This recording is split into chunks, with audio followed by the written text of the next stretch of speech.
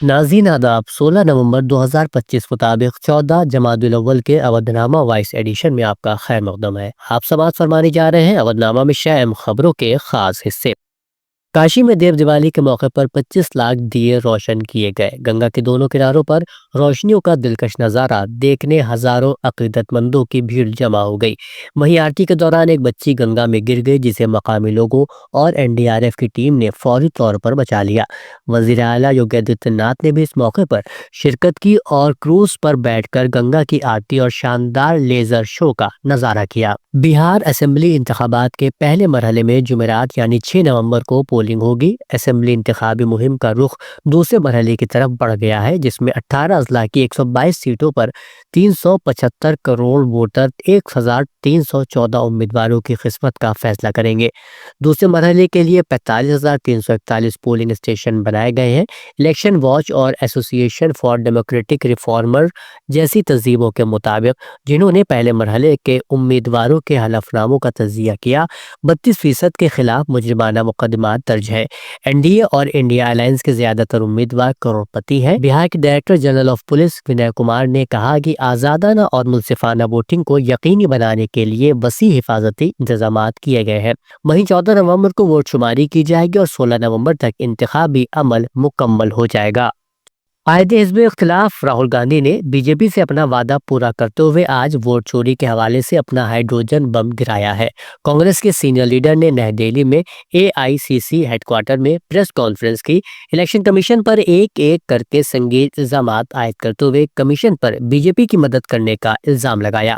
راہل گاندھی نے کہا کہ انہیں کئی ریاستوں سے ووٹ چوری کی شکایات موصول ہوئی ہے۔ انہوں نے ہریانہ میں ووٹ چوری کا پتہ لگایا تھا۔ پریس کانفرنس کے دوران راہل گاندھی نے بہار کے کئی ووٹروں کو اسٹیج پر بلایا اور کہا کہ ان کے نام ووٹر فہرست سے کاٹ دیے گئے ہیں۔ انہوں نے الزام لگایا کہ پورے کے پورے خاندانوں کے نام فہرست سے حذف کر دیے گئے ہیں۔ راہل گاندھی نے کہا کہ بہار میں لاکھوں لوگوں کے نام کاٹے گئے ہیں۔ ان کا کہنا تھا کہ ہندوستان میں جنزی اور نوجوان ہی سچائی اور عدم تشدد کے راستے پر چل کر جمہوریت کو بچا سکتے ہیں۔ راہل گاندھی نے دعویٰ کیا کہ ایک ہی خاتون کا نام ایک پولنگ بوتھ پر 223 مرتبہ درج تھا۔ انہوں نے کہا کہ الیکشن کمیشن کو اس بات کا جواب دینا چاہیے کہ اس خاتون نے آخر کتنی بار ووٹ ڈالا ہے۔ امریکی ریاست ورجینیا میں ڈیموکریٹک پارٹی کے امیدوار غزالہ ہاشمی نے منگل کو تاریخ رقم کر دی، جب انہوں نے لیفٹیننٹ گورنر کا انتخاب جیت کر ایسا کرنے والی ریاست کی پہلی ہندوستانی نژاد اور مسلم خاتون ہونے کا اعزاز حاصل کیا۔ غزالہ ہاشمی اس وقت ریاستی سینٹ کے رکن ہیں اور رچمنڈ کے جنوب میں واقع ضلع کی نمائندگی کرتی ہیں۔ 34 سالہ زوران ممدانی نے نیو یارک کے پہلے مسلم اور جنوبی ایشیائی نژاد میئر بننے کا خطاب حاصل کیا ہے۔ وہ 100 سال میں سب سے کم عمر میئر بھی ہیں۔ ان کی جیت نے امریکہ میں اقلیتوں اور انصاف کی سیاست کو نئی توانائی دی ہے۔ ٹرمپ کی دھمکیوں اور مسلسل تنقید کے باوجود ڈیموکریٹک سوشلسٹ پارٹی کے اس امیدوار نے سخت مقابلے میں مخالفین کو پچھاڑ دیا۔ انتخابات میں ممدانی کا مقابلہ آزاد امیدوار اور سابق گورنر اینڈریو کومو کے علاوہ ریپبلکن امیدوار کرس سیلوا سے تھا۔ نیو یارک الیکشن بورڈ کے مطابق تقریباً 20 لاکھ سے زیادہ ووٹ ڈالے گئے، جو 1969 کے بعد کسی بھی میئر الیکشن میں سب سے زیادہ ہے۔ شہر کی آبادی تقریباً 85 لاکھ ہے۔ 34 سالہ ممدانی نے اپنی مہم میں اقتصادی عدم مساوات کے خاتمے اور سماجی انصاف پر زور دیا۔ ان کے انقلابی نظریے اور صاحب گوئی نے نوجوانوں اور متوسط طبقے کے ووٹروں کو اپنی جانب متوجہ کیا۔ انتخابی مہم کے دوران ڈونلڈ ٹرمپ نے ممدانی پر سخت تنقید کی تھی اور انہیں خطرناک لیفٹ ونگ تجربہ قرار دیا تھا، مگر نتیجے نے ظاہر کیا کہ نیو یارک کے ووٹروں نے ٹرمپ کی سیاست کو مسترد کرتے ہوئے شمولیت، برابری اور امید کا پیغام دیا ہے۔ اتر پردیش کے ضلع مرزا پور کے چنار ریلوے اسٹیشن پر بدھ کی صبح ایک دل دہلا دینے والا حادثہ پیش آیا، جب 6 افراد تیز رفتار ٹرین کی زد میں آ کر موقع پر ہی ہلاک ہو گئے۔ یہ تمام افراد گنگا اسنان کے بعد اپنے گھروں کو واپس لوٹ رہے تھے۔ یعنی شاہدین کے مطابق یہ واقعہ اس وقت پیش آیا جب کچھ مسافر ایک ٹرین سے اتر کر دوسرے پلیٹ فارم پر جانے کے لیے ریلوے ٹریک عبور کر رہے تھے۔ اسی دوران تیز رفتار کالکا میل ٹرین وہاں سے گزری اور کئی یاتری اس کی زد میں آ گئے۔ اتر پردیش کے وزیر اعلیٰ یوگی آدتیہ ناتھ نے آج DAV کالج کیمپس میں گرو نانک دیو جی مہاراج کے 556ویں یوم پیدائش کی یاد میں منعقد ایک پروگرام میں شرکت کی۔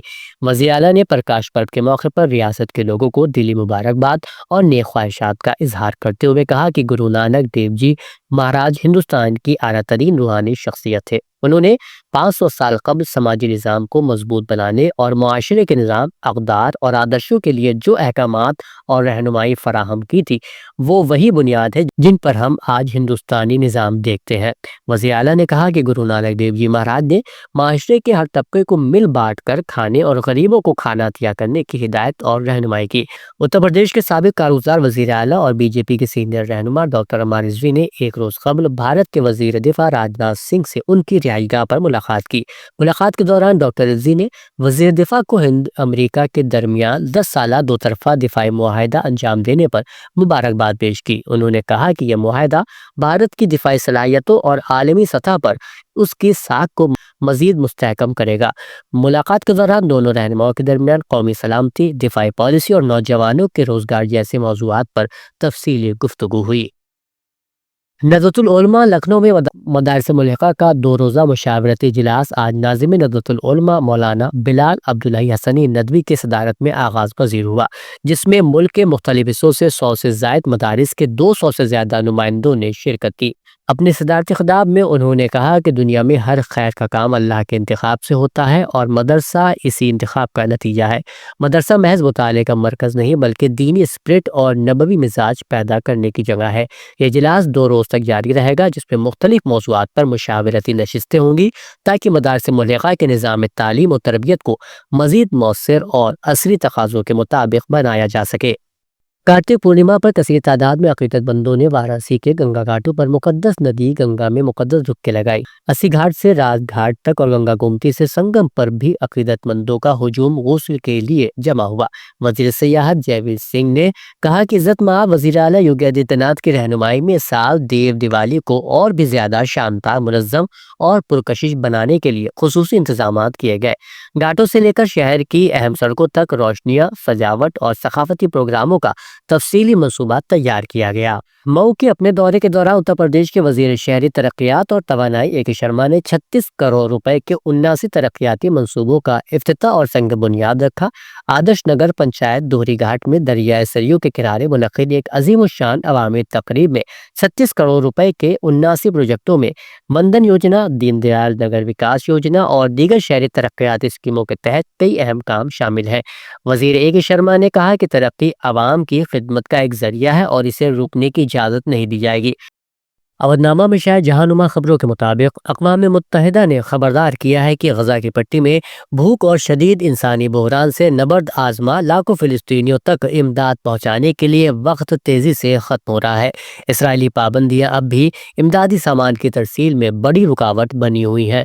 مزید کہا گیا ہے کہ ہمیں غزہ کے عوام تک مکمل رسائی چاہیے، ہمیں امداد پہنچانے کی رفتار تیز کرنی چاہیے۔ یہ وقت کے خلاف دوڑ ہے، سردیاں قریب ہے، لوگ بھوک کا شکار ہیں اور ضروریات بے حد زیادہ ہیں۔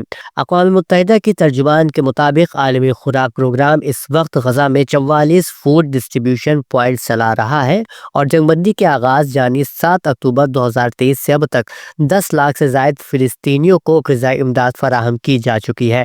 تاہم شمالی غزہ تک امداد پہنچانا بدستور مشکل ہے، جہاں اگست میں عالمی سطح کے بھوک کے مانیٹرنگ ادارے نے قحط کی صورتحال کی تصدیق کی تھی۔ اسرائیلی وزیر برائے اوورسیز امور نے نیو یارک کے نو منتخب پہلے مسلمان میئر زہران ممدانی کو فلسطینی مزاحمت تنظیم حماس کا سپورٹر قرار دیا ہے۔ وزیر عمیخائی نے social media platform X پر لکھا کہ وہ شہر جو کبھی عالمی آزادی کی علامت تھا، اس نے اپنی تقدیر ایک حماس سپورٹر کے حوالے کر دی۔ ان کا مزید کہنا تھا کہ نیو یارک اب یہودیوں کے لیے پہلے جیسا نہیں رہے گا۔ امریکی ماہرین کی جانب سے دعویٰ کیا گیا ہے کہ سوڈان کے صوبے دارفور کے دارالخلافہ شہر الفاشر میں نیم فوجی تنظیم ریپڈ سپورٹ فورسز یعنی RSF مبینہ طور پر اجتماعی قبریں کھود کر قتل کیے گئے افراد کی لاشیں دفن کر رہی ہے۔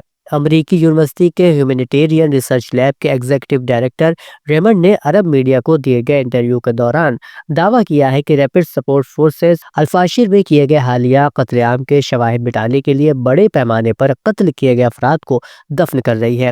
لیب کے ڈائریکٹر ریمنڈ کا کہنا ہے کہ اگر واقعی الفاشر میں ہونے والی بربریت پر تحقیقات کرنی ہے تو RSF کو شہر سے نکالنا ہوگا اور اقوام متحدہ، ریڈ کراس اور امدادی اداروں کو وہاں ہر گھر تک पहुंचने की इजाजत देनी होगी।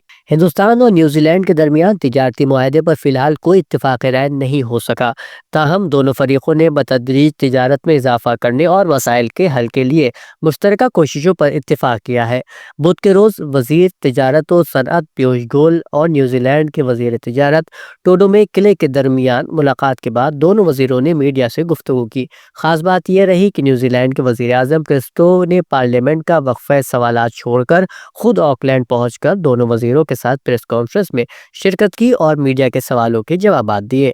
वजीर आजम ने ऑकलैंड में तिजारती मुज़ाकरात की पेशरफ्त से मुताल्लिक सवाल के जवाब में कहा कि पीयूष गोयल और टोडमे किले दोनों मजबूत मुज़ाकरातकार हैं। टेक्नोलॉजी और इख्तिरा के मैदान में दोनों मुल्कों के पास बेपनाह मौक़े हैं।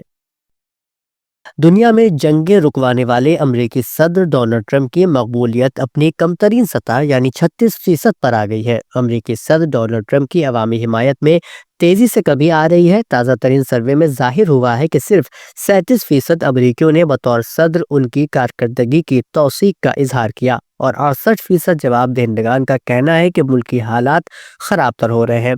रवा बरस जनवरी में दूसरे मुद्दत सदारत के आगाज के बाद फरवरी के वसत तक ट्रंप की मकबूलियत 47% थी, जो अब कम होकर सिर्फ 36% रह गई है। ये सर्वे CNN और SSRS ने किया है।